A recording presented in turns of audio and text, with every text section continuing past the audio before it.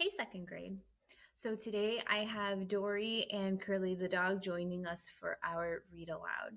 Now we are reading and we're using our question hand, and we're also using deep questions, or we're asking deep questions. So some of the questions we have are rhetorical questions, taking us beyond the story and beyond the pages, clarifying questions, which help us understand what's happening in the story, prediction questions, which help us think about what's going to happen, and then last, craft questions, or why is the author doing that questions.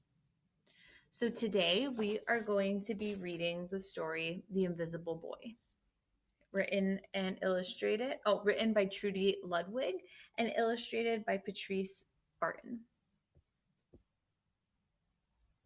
I wonder if this boy is really invisible, or is that just a saying, like a phrase?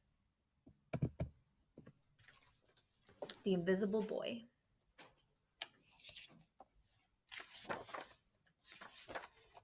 Can you see Brian, the invisible boy? Even Mrs. Carlotti has trouble noticing him in her classroom. She's too busy dealing with Nathan and Sophie. Hmm. I wonder what that means. I can see here that these are probably Nathan and Sophie, and this is probably our invisible boy. I wonder why he's gray. Nathan has problems with what Mrs. Carlotti calls volume control. He uses his outside voice inside too much. Sophie whines and complains when she doesn't get her way. Nathan and Sophie take up a lot of space. Brian doesn't. When the bell rings for recess, Micah and JT take turns choosing kids for their kickball teams. The best players get picked first, then the best friends of the best players, then the friends of the best friends.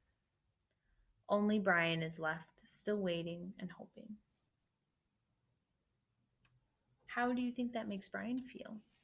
How does Brian feel about waiting and hoping? JT glances in Brian's direction and just as quickly looks away. We've got enough players for each team, he tells the others. Let's play ball. I don't think that was very nice. How does Brian feel about that? I can tell he doesn't feel great. He looks like he's frowning. He looks sad. In the cafeteria, Madison and her friends talk about her birthday party. The rope swing over the pool was awesome, says JT. Yeah, so was the water slide, adds Fiona. That was the best pool party ever. I'm so glad you guys had fun, says Madison. Everybody did except Brian. He wasn't invited. This book is making me feel sad. How is it making you feel? At choosing time, while the other kids played board games and read, Brian sits at his table doing what he loves to do best. He draws fire breathing dragons scaling tall buildings, space aliens locked in intergalactic battles, greedy pirates digging for treasure, and superheroes with the power to make friends wherever they go. Thank you for toasting my marshmallows. I got you now. Crackers are. Yay. Hi. Hi, friend. Have a cookie. Why do you think he drew this picture? Why did he draw that? Maybe because he wants a friend too? He wants that superpower? On Monday morning, Mrs. Carlotti introduces Justin, a new student, to the class. Brian smiles shyly at him. Some of the other kids sneak looks at Justin, trying to figure out if he's cool enough to be their friend. They haven't quite made up their minds yet.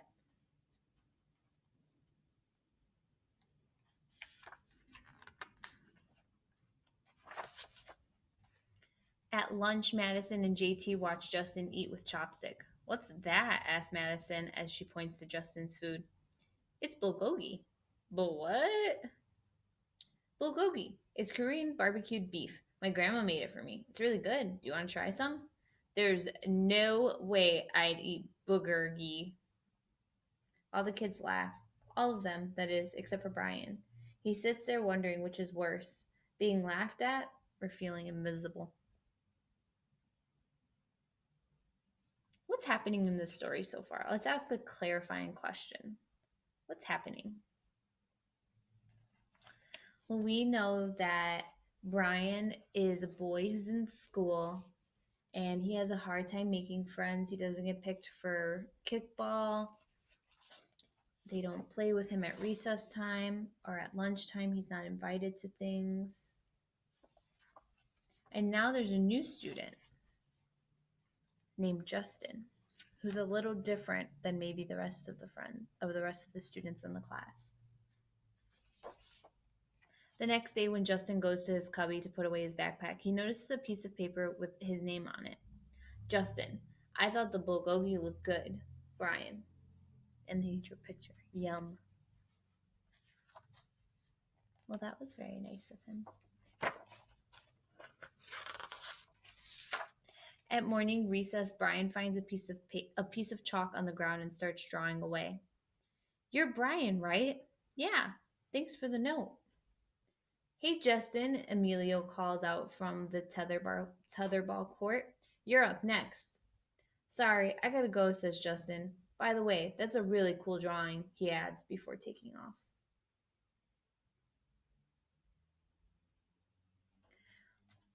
I notice that Brian has a little bit of color now.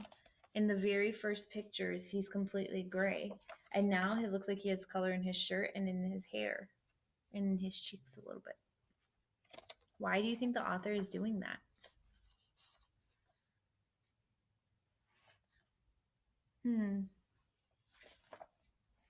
Back in class, Mrs. Carlotti asked the kids to team up in twos or threes for a special project. The kids scurry around the room to pair off. Brian heads towards Justin. I'm already with Justin, says Emilio. Find someone else. Brian looks at the floor, wishing he could draw a hole right there to swallow him up. Mrs. Carlotti, this is Justin talking. Mrs. Carlotti said we can have up to 3 people in our group. We're only 2. Come on, Emilio, let him work with us. Okay, I guess. I notice in this picture again, the author is doing something. Why is he doing this? He's gray here, but he has color here. Why? That's a craft question.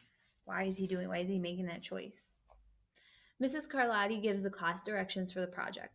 Your assignment is to work together to write a story about what you see in that photograph. Use your imagination and have fun. Whoa, cool, says Emilio. What kind of people do you think would live in houses like that? I don't know, but I bet Brian could draw them to go with our story, says Justin. Brian smiles as he takes out his lucky pen. What do you notice?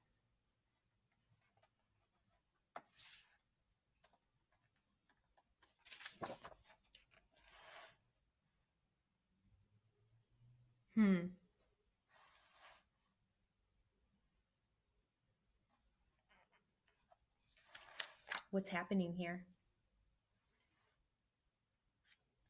They're looking at the pictures, they're making some things. The crooked story we made up on the spot. It's lunchtime again, Brian's least favorite part of the day. Another 20 long minutes of kids talking and laughing with everyone else but him. Brian, he hears someone shout. Hey, Brian, over here. Brian turns and sees Justin waving him over. Emilio nods at Brian as he makes room for him at the table.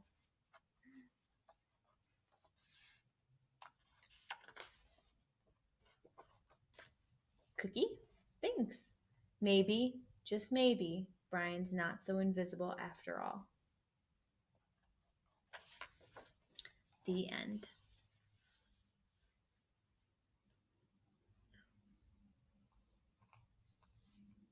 Why do you think the author chose to make Brian the way he did with his illustrations?